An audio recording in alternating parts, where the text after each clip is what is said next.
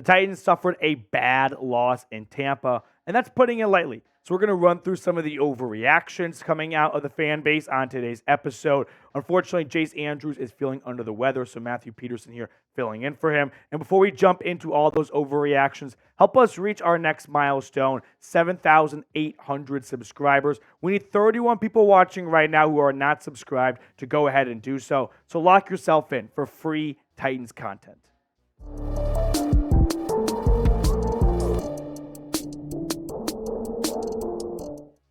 A 20-6 loss in Tampa to Baker Mayfield and the Bucs, where it never really felt like the Titans had anything going offensively and defensively. They were keeping them somewhat in the game, but I never got a sense watching this game that Tennessee was about to break through and pull off the comeback. So we have some overreactions to get to on today's show. Some of them are fair overreactions. Some of them are what they are, overreactions. And with that being said, let's get into our first overreaction, which is blow it up.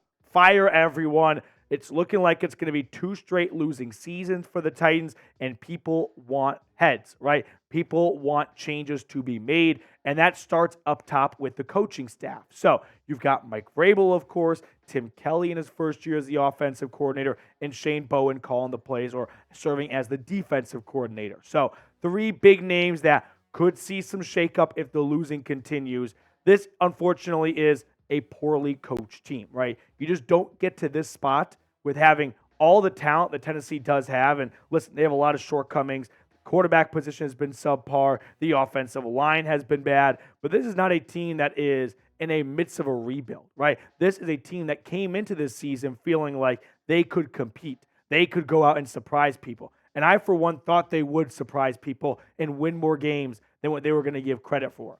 But I still believe this is an overreaction. Mike Vrabel, in my eyes, is still one of the better coaches in the National Football League. I think he's arguably a top 10 head coach. I don't want to see him get fired. Now, 2 straight losing seasons, that's going to put a little bit of pressure on you. 1 straight losing season or 1 losing season, you can get a pass, right? You can go, well, the quarterback got injured, and people are going to subscribe to that, no doubt about it. But 2 straight losing years, that's going to raise some questions, right? Mike Vrabel last year, 7-10. Unfortunately, end of the year on a really low note, losing all those consecutive games. But that came off of back-to-back 10-plus win seasons. And before that, 9-7 years to start his tenure. But now we're looking at 7-10. And then right now, if they have 4 more wins left in them, that would be 2 straight 7-win seasons. There are going to be conversations had if you lose 2 straight seasons in a row. So do you think it's time to fire Mike Vrabel? I think this is an overreaction. I definitely don't see this happening middle of the season. Now, I definitely didn't see John Robinson getting fired in the middle of the year last year, but that was more due to the A.J. Brown trade. I don't think we're going to see Mike Vrabel get fired, but we did learn from the John Robinson firing that the Tennessee ownership and the upper brass has very high expectations for this team. Next overreaction to get to. It's the worst offensive line in the NFL. That might not be an overreaction. The fire everyone's definitely an overreaction. This one might not be an overreaction. Look at the Buccaneers defense against the Titans on Sunday. 4 sacks, 10 tackles for loss, 13 QB hits. This was the worst offensive line of football last year. It was a major point of emphasis going into the offseason and then into the start of this year. And we're not really seeing all that much of an improvement, right? This one might not be an overreaction in my opinion. A lot of changes were made, and unfortunately, when you know there's a problem, your team goes and fixes the problem, or at least they think they fixed the problem, and then you go into next year and the problem's not resolved. Well, now you have 2 to 3 big problems, right? Problem number 1 is the offensive line is still bad. Problem number 2 is the guy you hired to fix that problem. Say you have a leaky faucet, you hire a plumber, he comes, fixes the faucet, leaves, and it's still leaking. Well, now you got a bad plumber. And in this analogy, you might have a bad GM. Or you got a bad homeowner, right? In this case, Mike Vrabel, going down my plumber analogy well here. No pun intended on that part. But you've got a lot of problems potentially in the mix of bad offensive line. That's a fact. Might be a bad GM. And you might have a bad coach coaching these personnel, right? Now, before we get on to the rest of my overreactions and whatnot, today's show was made possible thanks to our friends over at Game Time. Now, you should not have to worry when you're buying tickets to your next big event. Game Time is the fast and easy way to buy tickets for all the sports, music, comedy, and theater events near you.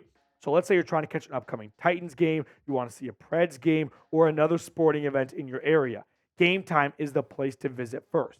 Now, what I love about Game Time specifically is the ability to get last-minute tickets for the lowest price. As a UT graduate, going back to Knoxville is always a trip, but I don't have the $10 student tickets anymore. But with Game Time, you can get actual affordable tickets for elite SEC play. Well, I say elite, but not so much after the Mizzou game. Now, Game Time is the only ticketing app that gives you complete peace of mind with your purchase. Buy tickets in seconds with 2 taps. They're obsessed with finding ways to help you save money on tickets. Game Time has deals on tickets right up to the start of the event and even an hour after it starts. It's the place to find last-minute seats. Download the Game Time app, create an account, and use the code TITANSCHAT for $20 off your first purchase. Once again, terms apply, but create an account and redeem the code TITANSCHAT for $20 off. Download Game Time today. Last-minute tickets, lowest price guaranteed. Going back to the offensive line conversation we were just having, look at the PFF grades here. Chris Hubbard, 71.3, and that's the best of the bunch.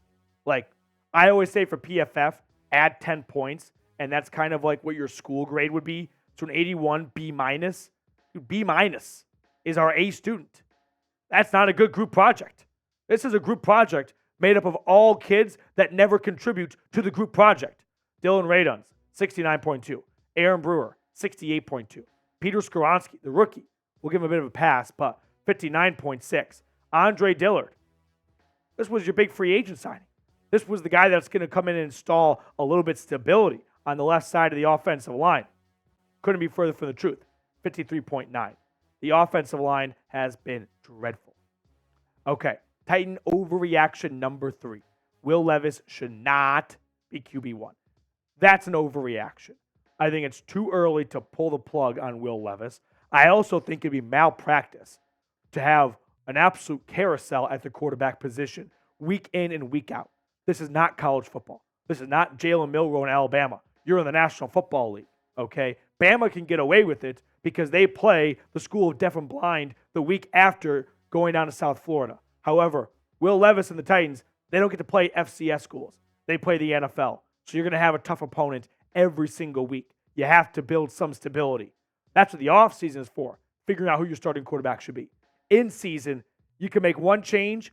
You can't make 2 changes. If you make 2 changes, it's a sign of the first change I made was a mistake, and I don't know what I'm doing as a head coach. Against the Bucs, though, Levis was not good. Like, we can just call it what it is.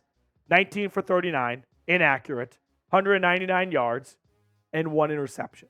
Now, you could accredit a lot of the issues to the offensive line, to maybe not great receiver play, but at the end of the day, Will Levis was not good on Sunday against the Bucs. Now, I'm still not going to pull the plug on Will Levis because you are already, you have made your bed, right? You got to give him some time. This is just not going to work if you go back and forth. Michael Scott, snip, snap, snip, snap, snip, snap. How did that work out for him and Jan? Not well. So stick with Will Levis. You made the call. You made the decision. He's your quarterback moving forward. Work through the growing pains because it hasn't been an unwatchable disaster with Will Levis like it was last year with Malik Willis. We have seen a lot of bright moments. We have seen some big plays and some big-time throws from the rookie. You got to work through these rookie growing pains now. But I want to know, who do you think should start at quarterback? Do you want to go back to Tanny? Do you want to still stick with Levis? Let me know. Type the jersey number down below for the quarterback you think should suit up next week and the weeks following. 4th, overreaction. Titans DB suck. Yeah, they sucked on Sunday. That's for sure. Look what Mike Evans and Chris Godwin did to Tennessee secondary. I mean, Mike Evans, 143 yards and 1 touchdown. All reliable was reliable. Chris Godwin, 54 yards off four grabs, long as 17. Unfortunately, Tennessee's defense has some bright spots on it, no doubt about that. I still think it hasn't played like a great defense all year long, but I still feel like this is a talented defense. There are a lot of skilled players on that ball that if they figure it out, they can salvage the rest of the season. But right now, the Titans DB is not looking good. Fifth and final overreaction on today's show. Derrick Henry is washed. It's kind of like that gift. Just when I'm about to be pulled out, though, just when I'm out, they pull me right back in. Just when I think Derrick Henry might be washed, he has a great game. It makes me believe that, you know what? It's Derrick Henry. The guy can run until 40 years old if he really wants to. But the Buccaneers' run defense, they put the squeeze on Tractor Cito. 11 carries, 24 yards, 2.2 yards a pop. There was nothing on the ground whatsoever from Derrick Henry. And again, it's easy to go to the offensive line, but there is something to getting up there in the age column. All of those touches in the first 7, 8 years of your NFL career, adding up, losing a little bit of a step. 30 is just right around the corner in January for Derrick Henry. Those are factors to definitely think about here. I still think that Derrick Henry is not washed, because when you say washed, I think of like Le'Veon Bell, LaShawn McCoy at the end of their careers, when they were like on the Chiefs and Bucks practice squad and they weren't even dressing for the Super Bowl. Derrick Henry is not washed like those guys were who were younger than Derrick Henry at that stage in their career. But Derrick Henry is not who he has been for much of his career so far this year. Like, it's interesting to look at the splits for Derrick Henry. Look at the touches he gets in losses and look at the touches he gets in wins. Now, you can look at that and go, well, you should give Derrick Henry the ball more, right? Give Derrick Henry the ball 20-plus times, and you have won every single time. Week 2 against the Chargers, Week 4, Week 7, 20-plus carries, you just win the game. It doesn't work like that. You can't open up with 20 straight run plays and go, all right, pack it up. We have won. That's the magic number. But when you are trailing, you need to pass more, so you're going to run less, so less carries. And when you are leading, you're going to run the ball more to bleed more clock off, so you're going to get more carries. So I don't want you to look at those numbers and think, oh, 20-plus carries, that's the magic number. No, it's not that simple, but clearly there is something to more success being had when you run the football. So give Derrick Henry the ball more. Because if you want to see this offense improve, leaning on your rookie QB who came in midseason is probably not going to put together the best blueprint. Where if you're Will Levis and you're like, I'm in the NFL, I'm starting for a team that is losing, all eyes are on me right now in Nashville. If you want to maybe relax and ease some of the pressure on number 8, going to your greatest player in franchise history and a future Hall of Fame running back in Derrick Henry can't hurt, in my opinion. All right, that's going to do it for us on today's show. I appreciate everyone tuning in, taking time out of your day to come hang out with us here at Titans Today. If you enjoy our content, make sure to subscribe, like the video, share, comment, all that good stuff, and we'll catch up later.